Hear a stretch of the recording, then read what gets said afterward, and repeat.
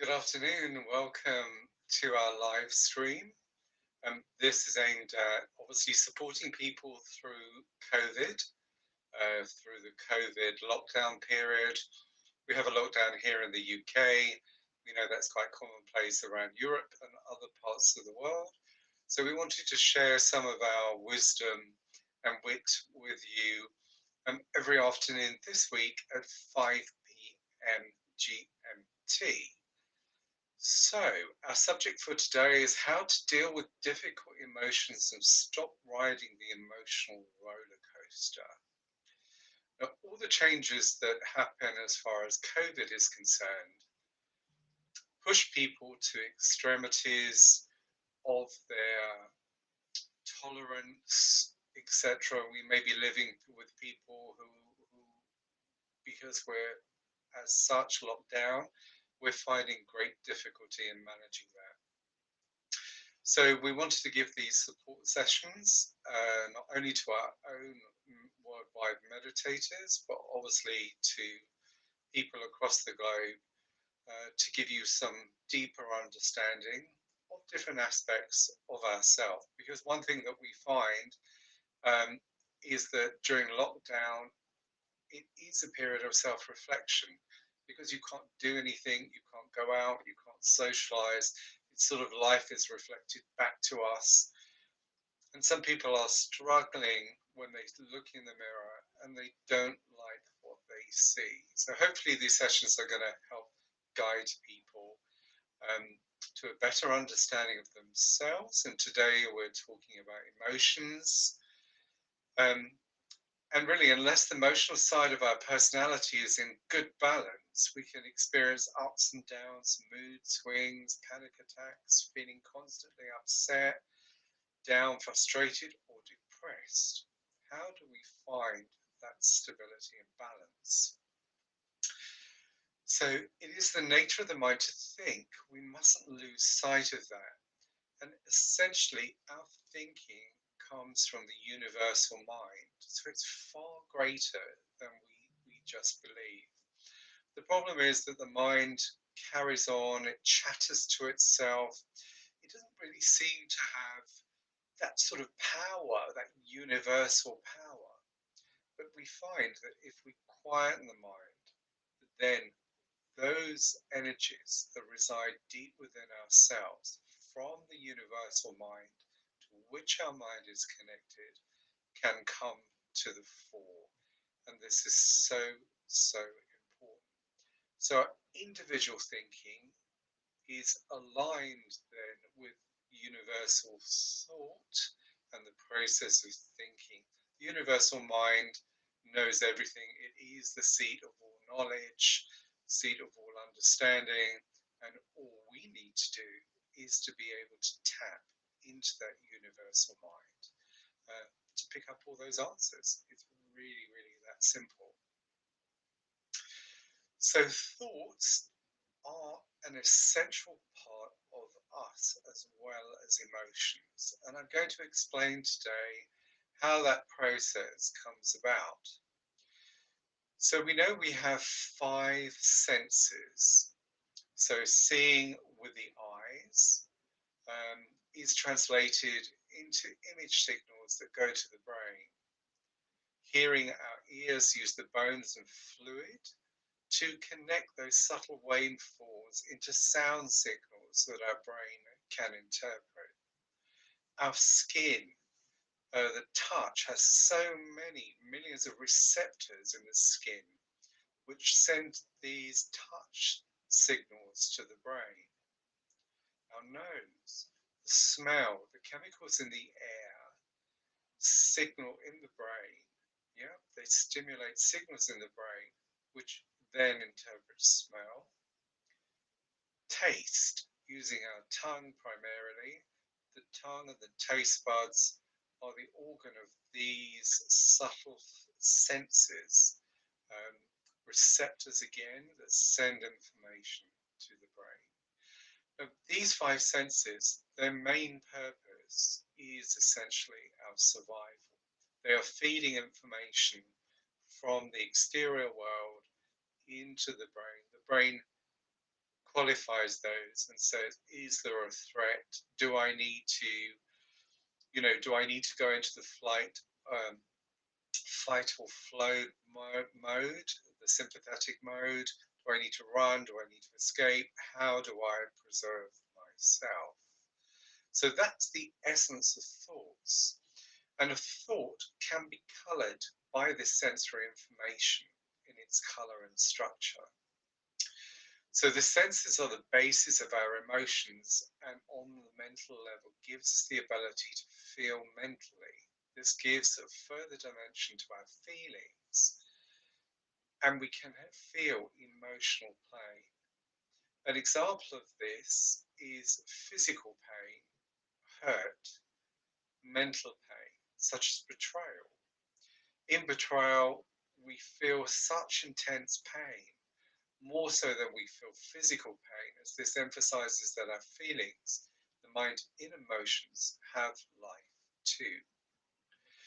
The wonderful thing for this is that these feelings and emotions here have a way of opening our spiritual heart, and in doing so, bring another level of emotion, which is in fact beyond emotions, which starts with empathy and then involves, or evolves, I should say, into compassion, which gives us access to a force that's always there within us, the subtlest force within us, which is love. So love exists everywhere. It is omnipresent, omniscient, and is the basis of everything. It is Shakti, it is grace. So our thoughts recharged recharge these emotions.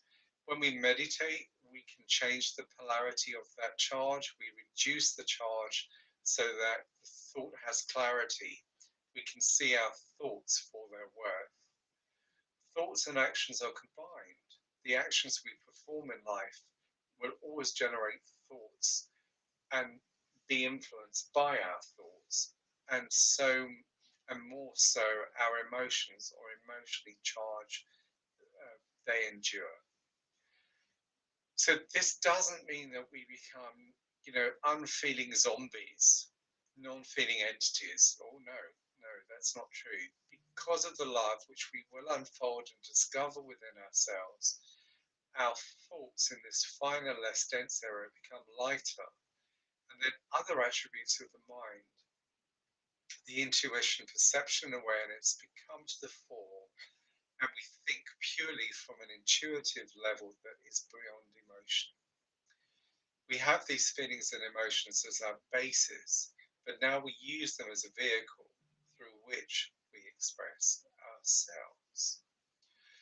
So, our problem is we're too involved in those emotions where the mind is unable to step aside and be objective, and therefore we're attached to various elements, actions that we perform, and this makes our life more difficult. Some of those difficult emotions are very raw, and therefore we feel emotional pain. So, as we said, from all those senses feeding in this information, our emotional sense is a finer level of those senses. So when those senses get translated into the mind itself, they become feeling, a different type of feeling within the mind. And that's why we can feel emotional pain without having physical pain. But we've learned what that pain is and the emotion of that pain when we have had physical pain. So the mind then can, as such, turn on itself. It can create pain. It can create our own suffering. So, what we want to do is to be able to refine that thinking process. And what we need to do is to be able to separate the emotion from the thought. Now, all actions provoke thought. Often, You think or create a thought in your mind, and then you act upon it, and your emotions will dictate the way you behave in that action. So, if we go back to basics and we refine that thought, then our actions and our behavior will be far, far different. It will be much more balanced because we're not reacting on pain. We are being objective or now have the ability to be objective. And therefore, when we act, it will be correct. It will be in harmony with the situation in which we're placed to bring balance. It's all about balance. Energies, subtle, gross, and negative, they're all existing in a balanced form.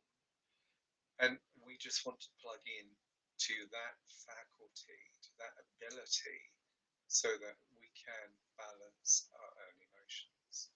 Now, as you know, we teach meditation, um, and we have 70 teachers around the world teaching our unique form of individually prescribed meditation. So, one thing meditation does for you, which is so, so wonderful, is it gives you the ability to be objective, to stand aside from our emotions. Because what happens, we have a thought, okay, and that's going around our head. And then those emotions that attach to that thought give the thought greater velocity. So that thought just starting off as such and then being clouded by the emotion has come alive. It has life, it has velocity, and it's moving around our mind, uh, moving around our mind with many others. And that's really what we call the mind chatter. In other words, the mind is chattering away because all these thoughts and all these emotions are exchanging in the mind. So the mind becomes this huge vortex of energy, this huge vortex of energy that's swirling round.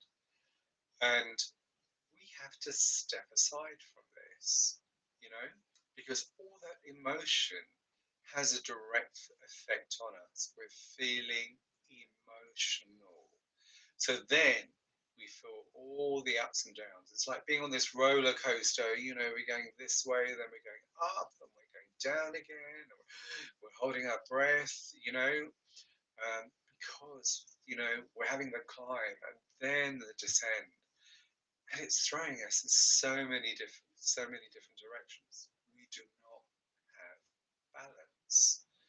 So finding this balance within ourselves is far, far easier.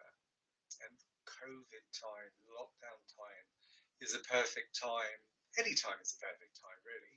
But now we're looking in the mirror, we're becoming more self observant, we're learning perhaps to love ourselves more. We can do this with greater ease if we're more objective. Because what we want to do is the moment we step outside of that vortex of those spinning thoughts going round and round and round, those thoughts lose their power. They lose their power instantly, and the mind quietens down. That's when people go into meditation, they say, oh, it was so peaceful and so relaxing. What's actually happened there is that vortex of the mind is just gone to finer levels, etc. And that is a doorway to that deep and profound peace that resides within us. So, relaxation is that gateway, it is the door which allows us to go to those deeper levels of ourselves. And there's no mind chatter down there. All this activity is on the surface. So, as such, it's happening in the conscious level of the mind.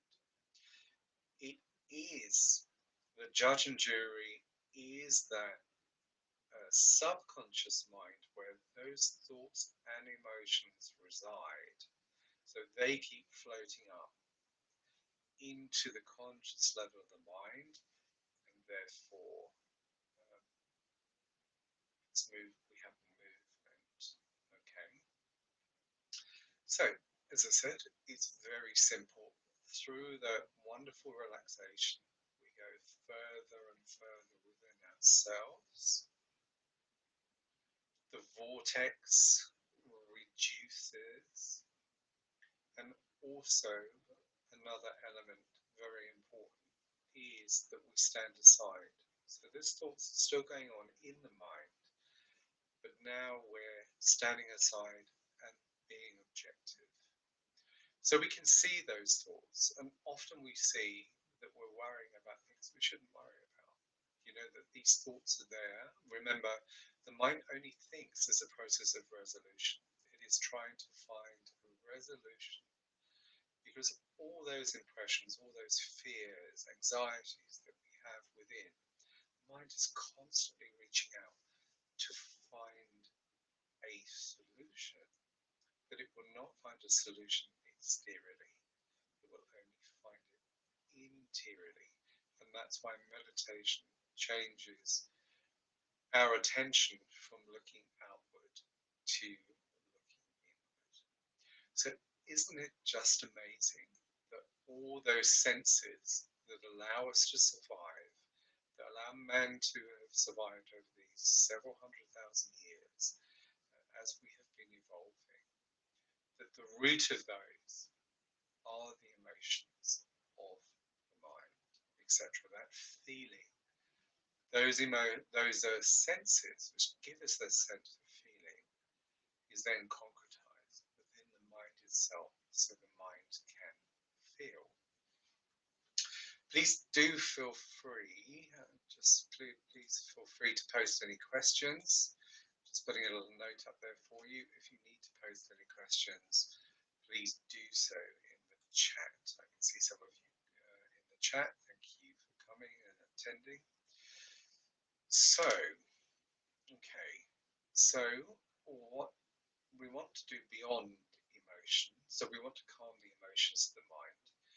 Then, of course, we have so much more clarity. We can see the thought and the emotion as two separate entities. So here is the thought that might be related to an action, and here is my feeling about the thought. And by having that objectivity, you may well change the opinion you have about that thought or that action, because now you are no longer emotionally involved. So, the roller coaster is because we are emotionally involved with our thoughts, and that adds fuel to the fire, and as we said, creates that forever spinning vortex of the mind. We want that to calm down, etc. And the wonderful thing about the mind having this subtle ability to feel, we can feel then emotionally. So we're using the emotions as a vehicle to actually express ourselves. And as I said earlier, the first expressions are of empathy. Empathy leads to compassion. Compassion is a stepping stone to love. And then we move from different gradations of love till we reach the purest level of love, divine love, because essentially there's only one love. There is only one energy of love, but depending on how much we're connected to that energy, how much can flow through us without the impediment of those thoughts, of those impressions of the mind, the more we can do that, the more we will experience love. So this is where we've turned the negativity of thinking emotionally to the positivity of empathy, compassion, and love. So we want to take that transition. We also, you know, love is the greatest thing that we can experience in our lives. That is what brings us happiness. So let's talk for a moment about happiness because people quantify this in so many different ways. What are the main elements of happiness? So the first thing that we need is peace. A happy person is at peace. We cannot have happiness without peace. It's not possible to do so. Now listen, we all have difficult days, days that, the balance that in our life may be disturbed. But when we have strength, we'll come back onto that strong foundation so easily. Life has changed. Life is a school. There are many lessons that we have to learn during our time here, whether that's short or long. We're going to be learning things that are going to help us evolve, help us basically build that empathy and that compassion and love. Sometimes the world seems a very cruel and hard place. People suffer so much, many times because of situations they have created themselves, even if they don't understand that or accept that. We tend to be, our destiny is based on the actions that we perform in life. But those actions are very much dictated by our patterning and conditioning. So we're hurting all the time. We're going to do hurtful, we're going to reach out to express that hurt in different ways, and therefore get caught in this vicious circle of action, retribution, etc., which is the essence of the law of karma. We also learn that cause and effect, which is the basis of karma, controls every aspect of our life. So the things we do and how we do it and our attitude towards them are so important. So when we have resolved many of these issues, we feel at peace inside of ourselves. The great thing and one great encouragement to find peace is that depth of that meditation experience that you experience every time you meditate. Even if your life is not peaceful at this moment in time, when you slip and descend into those lowest aspects of yourself, you will feel that peace simply because the mind has quietened down. You will feel such deep and profound peace. Even though when you come out of meditation, the chaos, the problems, the difficulties, the emotionalness is still there. We're connecting. And that's what we want to continue to do, connect to that spiritual self that is within that universal self and draw on those energies. It is those energies that help refine the emotions. Not only do we have the ability to stand aside and observe those emotions, but we also have the ability that subtle energy begins to resolve and refine those negative emotions, etc., soothing them away, etc., so the mind can think more positively, which we've spoken about before. The mind becomes a lot lighter, finer, and those finer energies are more to the positive side, the grosser, darker is more to the negative side. So we're really just shifting emphasis here, etc. And meditation helps us do that by beginning to neutralize those thoughts. And of course, we need to go beyond all of that eventually, but step by step. That's what's important. So, okay, so as we reach that peace within, as those subtle energies that rise within us begin to refine ourselves, our emotions calm down. We have so much clarity. We're not going to get upset. We're not going to have mood swings. We're not going to feel anxious all the time because we're now standing on a firmer foundation where we feel stronger. That strength means greater confidence. So we don't fear as much. We're stronger. We will take risks, good calculated risks. We will jump out of our comfort zone and generally improve our life. So I don't want you to have a horrible experience of being over emotional, crying all the time, upset all the time. You're in a bad mood, you're in a good mood, you know, this person annoyed you, that person annoyed you. This isn't life. This is not life. It's not fun either. It makes life extremely hard. It's so unnecessary. It's so unnecessary. So the mind can be a bit like a wild animal. It needs taming. Okay, those emotions can be so raw, they're so painful, but we have to refine them and minimize them, quieten the mind so that we're no longer reacting when all these thoughts come through the mind, stir up those emotions. Most people react, and any action performed in the basis of reaction will never be conducive to your betterment.